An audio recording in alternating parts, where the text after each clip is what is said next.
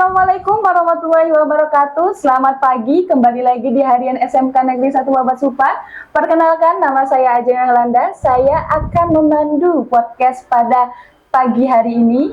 Hari ini saya sudah bersama pemateri yang sangat luar biasa. Ya, kata pepatah, tak kenal maka tak sayang nih Kak. Boleh dong kenalan dulu. Oke, terima kasih Mbak. Perkenalkan, nama saya Joko Saputro. Saya di Sungai Lilin ini baru 1 tahun. Saya mengepalai sales di area Sungai Lilin. Saya RSE. RSE itu singkatan dari Rural Sales Executive untuk brand AM3 di Sungai Lilin. Oh, berarti kakak ini bisa kita bilang ketuanya ya? Kalau dibilang sih Leader ya? Leadership untuk teman-teman sales di area Sungai Lilin sih. Oh, berarti banyak tuh, berarti sales-salesnya nyebar atau gimana itu? Kalau sales kita dibagi, karena di Sungai Lilin khususnya di Mubah, kita itu ada di 5 kecamatan. Kecamatan Keluang, Sungai Lilin, Tungkal Ilir, Tungkal Jaya, terakhir di perbatasan itu Bayung Lincir. Jadi 5 kecamatan. Oh iya, berarti kakak untuk kecamatan Sungai Lilin saja? Atau Keluang juga semua, ikut? 5 kecamatan ya saya pegang. Oh, berarti 5 kecamatan di sini. Iya, Berarti betul. banyak banget. Berarti mungkin move on dari sana ke sini kali ya, atau enggak? Iya, kita harus Mobile ya? Mobile. Jadi bisa hari ini di Bayung, bisa nanti di Keluang. Ya, atau kita atur jadwalnya aja, Pak. Misalnya di Bayung Lincir itu 2 hari, habis itu kita ke Sungai Lilin, habis itu juga kita ke Keluang. Ya, kita aturnya seperti itu. Berarti udah berapa lama Kak, kalau boleh tahu? Untuk di mana nih? Mungkin AM3 sudah atau di Sungai terjun Lilinnya? ke dunia AM3-nya, provider ini. AM3-nya kurang lebih di 5 tahun. Oh, 5 tahun. Iya, 5 tahun. Jadi pindah-pindah Mbak, nggak satu tempat. Jadi aku pertama di AM3 ini di Batu Raja. Di Batu Raja itu sekitar 3 tahunan. Oh, iya. Di sana. Iya, 3 tahun. Habis itu pindah lagi ke Muara Enim. Muara Enim itu mencakup Pagar Alam, Lahar, Prabu Muli, sampai ke 4 Lawang. Oh, berarti udah kemana-kemana? Lokalan. Lebih ke lokalan. Berarti udah tahu daerah-daerah ya, kurang lebihnya Sumatera Selatan lah ya. Kurang lebih, iya. Iya. Berarti aslinya orang mana sih Kak, kalau boleh tahu? Kalau aslinya orang Jawa. Orang Jawa? Iya, orang Asli Jawa? Asli Jawa, tapi lahir di Oki. Oh, dari Oki. Kirain tadi dari Jawa merantau ke sini gitu. Orang tua itu. Orang tua. Iya, tapi orang tua udah lama di sini. Udah lama di sini. Dua-duanya orang Jawa asli ya. Alhamdulillah orang Jawa asli. Ya. Aduh, udah Jawa Sumatera lah ya. Iya, Jawa. Udah lahir di sini. Iya, nggak ada lagi Jawa-Jawanya tapi. Tapi ngomong bahasa Jawa masih bisa. Masih bisa. Masih bisa. Nanti kita coba. Nanti kalau kakak ngomong saya diam aja. Nggak bisa jawab. Boleh. Ini kalau boleh tahu nih Kak ya. Apa sih bentuk kolaborasi yang paling umum antara sekolah dan provider gitu? Kalau selama ini kan yang kita jalankan, terutama untuk ke sekolah ya, kolaborasinya yang pastinya kita itu menjalin kerjasama dulu ke sekolah untuk misalnya ada kegiatan dari sekolah, misal kayak SMK Babat Supat ini kemarin kita udah ngobrol dengan Pak Dwi. Yeah. Dia ada kegiatan Sumpah Pemuda. Nah, Sumpah Pemuda itu kita support Mbak dengan berbagai macam kegiatan yang akan dilakukan untuk sekolah. Jadi support untuk sekolah itu banyak Mbak dari AM3, khususnya di bidang prestasi. Contoh, kita ada juga kegiatan yang namanya itu ranking 1 untuk support kegiatan di sela-sela Sumpah Pemuda. Nah, jadi itu kegiatan ranking 1 itu sudah jadi apa ya, kayak udah menjamur di sekolah-sekolah. Contoh kayak di Palembang itu kita udah banyak untuk ranking 1. Oh, berarti di kota sudah banyak ya? Iya, jadi ada di Sungai Lilin ini ada 2 sekolah yang sudah kita ranking 1. Jadi ada sekolah SMA Negeri 1 Sungai Lilin, sama SMA Tungkal Jaya. Iya. Itu udah kita promo dan acara ini satunya. Berarti kalau untuk Bapak Supat baru SMK ini? Iya. SMK Negeri 1 Bapak Supat? Baru SMK Negeri 1. Alhamdulillah udah 50 peserta Pak ya. Iya. Udah, alhamdulillah sudah banyak. Terus bagaimana sih Kak? Bagaimana provider memenuhi kebutuhan untuk di dunia pendidikan? Untuk provider memenuhi dunia pendidikan, kalau bisa lihat di IG Indosat, nah itu ada Inspire namanya. Nah itu bisa, jadi Inspire itu program nasional Mbak, itu program nasional yang dimana nanti ada roadshow ke kampus, khususnya kampus dulu sih Mbak, untuk Kampus dunia, ya? iya kampus. Jadi Dunia pendidikannya baru mencakup ke kampus? iya, baru mencakup ke kampus. Jadi program itu dibuat untuk mahasiswa-mahasiswa yang berprestasi. Dalam artian mereka bisa magang di kantor Indosat, mereka bisa bekerja di kantor Indosat. Itu sih Mbak, kurang lebih. Kalau boleh tahu nih Kak, apa sih peran teknologi dan kemitraan ini untuk mengintegrasikan di dunia pendidikan? Perannya sih banyak sih Mbak. Nah, jadi bisa juga untuk komunikasi online, bisa juga untuk mencerdaskan mereka dengan teknologi yang sudah maju sekarang. Oke nih Kak, kalau boleh tahu kan, tadi kan sudah kita mendengar penjelasan Kakak tentang M3 untuk memajukan di dunia pendidikan ya, provider ini. Adakah program khusus dari M3-nya sendiri? Program khusus? Iya. Atau inisiatif yang emang udah dirancang nih, misalnya mungkin ya atau apa kayak gitu kan, program khususnya kayak tadi ranking 1 atau selain itu ada apa lagi kayak gitu? Kalau selain itu ada lagi, kalau untuk program sendiri kayak contoh nih SMK itu kemarin kita udah buat di Palembang. Jadi teman-teman ini yang sudah kerja sama kita ya, yang khususnya sekolah-sekolah yang sudah MOU sama kita. Jadi kemarin itu kayak SMK Bakti Ibu, mereka bisa magang di kantor Indosat untuk mempelajari teknologi, gimana caranya sinyal itu bisa masuk ke handphone, gimana perangkat-perangkat tower itu bisa sampai ke seluruh rumah-rumah, gitu sih Mbak kurang lebih. Jadi teman-teman itu bisa dapat ilmu lebih tentang teknologi di AM3. Berarti ya, soalnya Kak, kita di sini juga ada nih tentang jurusan teknologi komputer dan jaringan. Iya. Berarti betul. dari M3 sendiri bisa mengajarkan itu ke siswa kalau seandainya mereka bisa magang di kantornya? Bisa ya? Jadi kita undang teman-teman itu untuk mengetahui dulu Mbak. Jadi kita pelajari dulu, kita bawa dulu ke kantor Indosat, kita perkenalkan dulu dengan teknologi dan alat-alatnya. Nah baru nanti kita proses untuk magangnya bagaimana, prosesnya bagaimana, gitu sih Mbak. Pengenalan dulu ya, berarti ya. Berarti M3 tidak menutup kemungkinan untuk menerima siswa-siswa yang ingin magang di kantornya. Betul. Berarti membuka peluang untuk anak-anak yang sesuai jurusannya untuk magang di sana. Betul Mbak. Oke. Tadi kan sudah Kakak jelaskan kan tadi ya, ada beberapa program, salah satunya tadi ranking 1. Terus juga ada juga masalah tadi yang AM3 mengenalkan bagaimana sinyal bisa masuk ke HP-HP, ke rumah-rumah. Terus juga saya ingin tahu nih Kak, dari beberapa program yang dipunyai sama M3, adakah dampak khususnya bagi siswa atau di sekolah-sekolahnya? Dampak khusus ada sih Mbak. Jadi kemarin kita ada yang magang. Magang itu setelah mereka magang itu setelah 6 bulan, jadi mereka itu kan menyelesaikan dulu sekolahnya, udah tamat nih sekolah. Nah jadi mereka kita rekrut Mbak, untuk kerja di AM3. Jadi AM3 merekrut mereka untuk kerja di AM3. Nah selama mereka kerja itu mereka kan ada prestasi nih. Misal kita lihat juga kan, lihat kinerja mereka ada prestasi meningkat dari yang sebelumnya nggak tahu, setelah bergabung sama M3 dengan produknya yang luar biasa ini.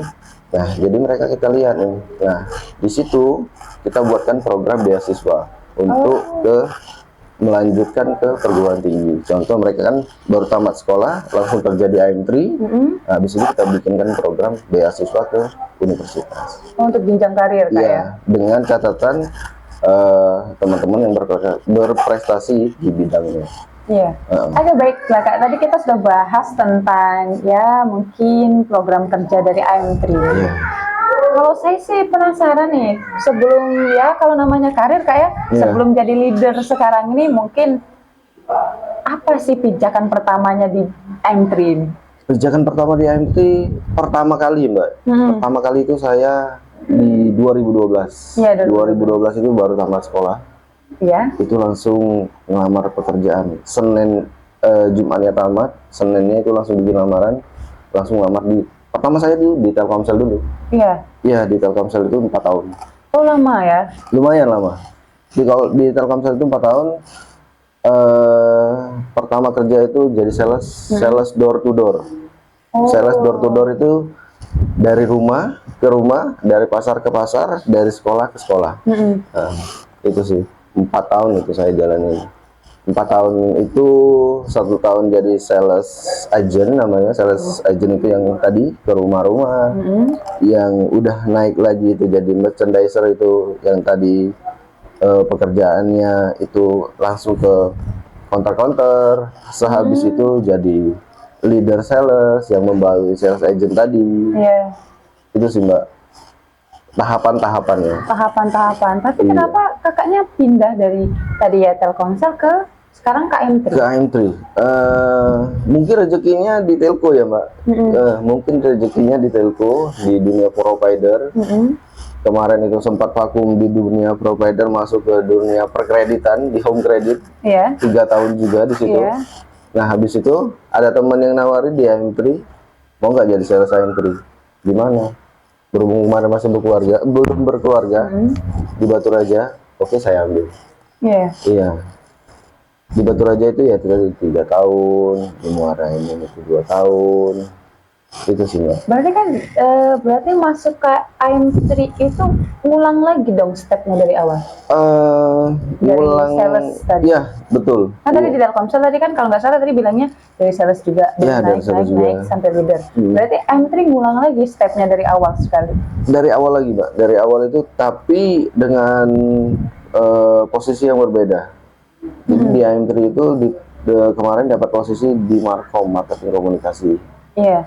Jadi Markom itu tugas dan tanggung jawabnya memastikan brandingan di seluruh wilayah Batu Raja itu orang-orang tahu. Kita dealing juga ke sekolah. Iya. Terus kita juga maintain outlet-outlet yang harus ada produk kita. Itu sih Mbak, pekerjaannya kurang lebih. Iya, saya kira tadi kakak emang dari AM3 dari awal, Nah, Mbak. terjun dari awal. Dari awal saya di ternyata dari Telkomsel, dari awal dari Telkomsel naik, pindah lagi ke Iya. Home Credit, sekarang Ke tetap di AM3. AM3. Iya, sampai Nah, sekarang. Sampai sekarang. Iya, Insya Allah seterusnya. insya Allah seterusnya Mbak. Namanya bekerja Kak ya. Terkadang tuh ada hal-hal yang buat kita tuh nggak enak. Apalagi kayak namanya sales, atau lagi sebelum jadi leader kan kakak sudah sales ya. Iya, Itu kan berhubungan dengan manusia, iya, komunikasi dengan manusia. pasti. Nah, apakah awalnya itu kakak emang udah punya basic berkomunikasi ya, atau skill komunikasinya sudah bagus, atau emang seiring berjalan waktu skill komunikasinya membaik? Nggak ada Mbak. Pertama kali itu jadi sales skillnya 0. Nggak ada sama sekali. Ketemu orang malu, Iya. mau nawarin produk kita malu. Pokoknya malu Mbak. Malu itu, aduh, nggak bisa diungkapkan kata-kata malu itu. Akhirnya beberapa bulan ketemu teman-teman, jalan bareng teman-teman. Nah itulah kebangun rasa percaya diri. Iya. Udah bisa nawarin ke teman sendiri. Awalnya dari teman sendiri. Iya. Misal jualan ke teman sendiri dulu, ke kampung, ketemu teman kan. Ini aku ada Telkomsel, paketnya murah. Nah dari situlah belajar Mbak. Belajar komunikasi yang baik dari teman ke teman dulu. Habis itu barulah ke pasar, ke sekolah, itu juga biar komunikasinya lancar. Dari awal tuh nol, nggak ada sama sekali. Berarti basic. awalnya yang dari pemalu, beraninya cuma ngasihin ke temen, Betul. meningkat ke yang lebih tinggi lagi ke pasar sampai sekarang. Sampai sekarang, akhirnya itu tadi nggak malu-maluin lagi. Menurut kakak nih kayak sudah emang ya mungkin skill komunikasinya nggak usah diragukan lagi lah ya. Kalau untuk menjualkan suatu produk, seberapa penting sih skill komunikasi untuk pekerjaan kakak? Sangat penting nggak? Iya. Karena komunikasi itulah yang bisa menarik orang untuk membeli produk kita. Apalagi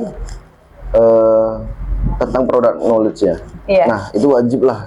Sebagai sales kita wajib mengetahui produk knowledge, apalagi yang kita jual. Kalau kita nggak tahu produk knowledge yang kita akan jual, gimana orang mau percaya mau beli barang kita? Iya. Iya kan? Itu sih.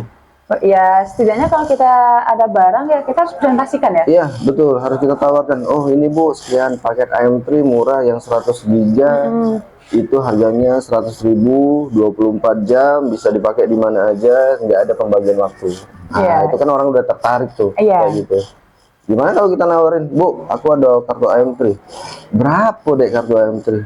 Agi Bu ya, aku lihat dulu. Ini kuotanya berapa? Bentar Bu ya, aku cek dulu. Udah lari, Mbak. Udah lari pasti. Karena kita tidak tahu tadi apa informasi dasar yang akan kita jual. Nah, jadi itulah tadi komunikasi itu sangat penting di dunia sales. Iya. Dan itu tadi namanya sales, Mbak. Harus pintar ngomong. Betul, harus pintar ngomong, harus pintar ngerayu yang pastinya. Pintar ngejelasin segala macamnya. Tapi itu tadi jangan pernah berbohong. Iya. Ya, apapun itu produk kita harus jujur gitu sih, Mbak. Jangan melebih-lebihkan. Jangan mengurang-ngurangi. Jangan melebih-lebihkan. Sesuai porsinya. Ya, sesuai apa yang ada di package-nya lah. Iya. Berhubungan dengan apa komunikasi dengan seseorang atau dengan manusia, apalagi sales. Terus juga saya ingin tahu, mungkin tidak semua pengalaman dari jadi sales itu menyenangkan. Iya. Apakah ada pengalaman yang paling membekas ketika kakak jadi sales? Sering, banyak Mbak. Pengalaman yang membekas itu banyak. Contoh ini, ketika kita menawarkan produk, ke rumah-rumah, warga-warga, kita tuh langsung ada penolakan. Sebelum kita menjelaskan tanpa ada basa-basi. Iya. Bu, ini kartu tidak, aku udah galak. Nah, itu kan bikin kita secara tidak langsung ada masalah apa. Langsung, aduh, yaudahlah kita lari aja lah dari tempat ini. Langsung berpikirnya itu negatif. Ketika satu pelanggan yang kita tawarkan itu langsung menolak tanpa adanya basa-basi. Oh, ini apa nih? Apa ini, Dek? Nah, pelanggan itu langsung menolak. Oh, tidak galak aku. Tidak galak. Nah, itu. Setidaknya dengarkan dulu. Tanya dulu apa itu. Itu sih, Mbak. Paling bekas. Setidaknya itu adalah cara menghargainya. Iya. Yang kedua, ketika kita ke counter, itu kita sudah menjelaskan panjang lebar, si ownernya tadi tiba-tiba lari. Tiba-tiba ke belakang. Tanpa ngomong sedikit pun? Tanpa ngomong sedikit pun. Ada itu kejadian. Bisa juga. Mereka setidaknya kalau kita menolak, enggak dulu deh, atau gimana, kita kan sudah ada suppliernya atau apa Ya, gitu. betul. Udah ngambil tempat lain. Kita sudah menjelaskan panjang lebar, tiba-tiba ke belakang. Nah, itu. Sakit banget. Agak mengena dikit, Mbak. Itu sih, pengalaman agak yang membekas sebagai sales. Iya. Kalau dari musik ada yang ngata-ngatain atau apa itu? Kalau yang ngata-ngatain ada, Mbak. Contoh nih, kayak nah, sales AM3 datang. Kamu ini sinyal jelek, harga kuota mahal. Nah, itu sih, Mbak. Tapi kita harus jelaskan dan menanggapi dengan santai, dengan ramah, dengan lapang dada lah untuk menghadapi itu supaya mood si owner counter itu baik-baik saja, walaupun dia sudah nyatain, sudah caci maki lah. Iya. Tapi kita sales tadi harus dan wajib Harus berbesar hati lah Betul. ya. Harus lebih luas hatinya. Harus menerima. Tapi padahal sudah dari situ Walaupun setelah itu moodnya hancur ya. hancur Mbak. Jadi ya datang ke 1-2 konter lagi udah nggak apa ya? Nggak bersemangat. Nggak bersemangat. Tapi itu tadi namanya kita sales, kita harus jualan. Kita harus tetap senyum walaupun kitanya nggak mood atau apa. Orang nggak mau tahu. Orang nggak mau tahu. Ya karena menurut saya juga berhubungan dengan manusia itu hal yang paling sulit. Betul Mbak. Tergantung kitanya menanggapinya kayak gimana. Kitanya menanggapinya kayak gimana. Problemanya itu kayak gimana. Kalau sales, nah ya itu tadi berkesinambungan dengan outlet, kayak sekolah, kayak rumah-rumah warga untuk menawarkan dagangan lah, dagangan itu. Iya, kita menjual barang tadi kan. Iya betul. Kalau pernah nggak kakak, maksudnya bukan dari rekan kerja atau dari orang tua atau dari siapapun itu, kerjanya cuma sales gitu. Oh itu banyak Mbak. Mungkin nggak ada jenjang karir nih gitu. Banyak itu Mbak, banyak. Jadi sales ini kan dalam tanda kutip pekerjaannya sales. Ya sales di mana dulu kan? Ya itu tadi banyak lah Mbak itu untuk bisikan-bisikan. Oh sales itu nggak ada jenjang karir, sales itu nggak ada benefitnya kecil, sales itu dipandang sebelah mata. Tapi dari sales kita bisa ngebangun relasi, ngebangun komunikasi yang baik, ngebangun pendekatan dengan outlet dan sekitarnya itu banyak yang kenal. Itu sih Pak. Kalau sales itu jangan dipandang sebelah mata. Iya, semua pekerjaan itu mulia. Betul Pak. Apalagi kita mencari nafkah untuk keluarga. Iya, benar. Itu sih Mbak. Tadi katanya kakak mau memperkenalkan apa nih dari AM3? Mana Suryadi tadi ya? Tadi ini ya, teman-teman, kakaknya mau memperkenalkan. Ada produk baru kita, itu 100 giga, 100.000, tapi ada wilayah khususnya. Iya. Mungkin boleh ada ininya. Mas Suryadi. Nah, ini Mbak. Jadi kita ada kuota 100 giga itu harganya 100.000, yang dimana bisa diakses di bintang 888 bintang 10 pagar. Nah untuk wilayah-wilayahnya itu masuk di Sungai Lilin Bor 2. Kalau yang pakai AM3 bisa diketik di bintang 888 bintang 90 pagar, terus di Pangkalan Gresik, di Bayung Lincir, di Sumber Harum. Dia yang dapatnya ini Mbak. Nah, berarti Sungai Lilin dapat Kak ya? Sungai Lilin dapat di benefit 100 giga. Iya, jadi teman-teman kalau ada yang mau beli Sungai Lilin dapat nih 100 giga 30 hari murah dong. Berarti 1 giganya cuma 1.000. 1 giga cuma 1.000 Mbak. Jadi ini bisa dipakai 24 jam. Kadang 40 giga aja nggak nyampe sebulan. Nah itu makanya nggak dibagi Kak ya? Iya nggak ini ada dibaginya. Ada dibagi. Ada dibagi. 42 giga di kuota utama. Yang sisanya 58 giga itu kuota kita. Kuota kita itu kuota bersama. Iya. Jadi bisa dibagi. Bisa dipakai. Tapi full 100 giga bisa dipakai semua. 24 jam. 24 jam. 24 jam. Nggak ada pembagian. Itu sih. Oke, jadi kalau teman-teman ada yang berminat bisa di bintang 88 bintang 90 pagar. 100 giga per 30 hari, berarti 1 giganya hanya Rp1.000. Rp1.000. Biasanya saya beli 40 giga itu aja 75.000. 75.000 40 giga. Worth it lah Mbak ya. Iya, ini 100 giga loh cuma 100.000. 100.000. 100 giga 100.000. Itu lumayan. 24 jam lagi. 24 jam bisa dibagi-bagi. Bisa jadi hotspot juga nih Mbak kalau di rumah. Iya. 100 giga itu kalau nggak ada kerjaan di rumah sampai enak gitu nyekel sosmed. Oke Kak, terima kasih ya sudah mau datang ke sini. Mohon maaf kalau ada kata-kata yang salah dari saya. Mohon maaf juga jika mengganggu waktu kakaknya. Kita ketemu lagi di tanggal 28 Kak ya. Siap, dengan Sumpah Pemuda dan semoga dalam keadaan sehat tanpa kurang sedikit pun. Baiklah teman-teman, terima kasih untuk podcast hari ini. Kita bertemu lagi di podcast selanjutnya. Saya Ajeng Yolanda, saya akhiri. Wassalamualaikum warahmatullahi wabarakatuh. Waalaikumsalam.